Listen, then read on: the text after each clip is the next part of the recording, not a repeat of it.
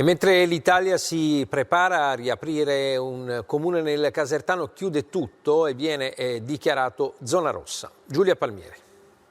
I fuoristrada dei carabinieri a sbarrare l'accesso, divieto assoluto di entrare o uscire dal paese, obbligo di restare in casa salvo emergenze. Letino da oggi è zona rossa, un focolaio tra i monti del Matese. L'ordinanza del presidente della Campania De Luca ne dispone la chiusura fino al 20 maggio. 13 casi Covid in pochi giorni, troppi per una comunità di neanche 700 abitanti.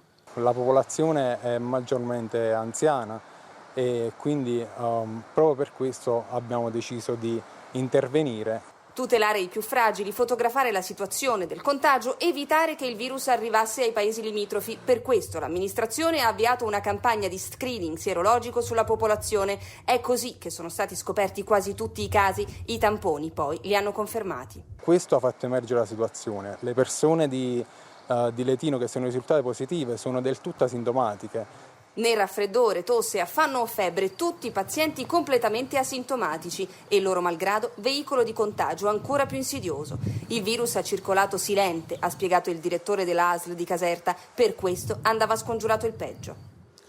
In Lombardia contagi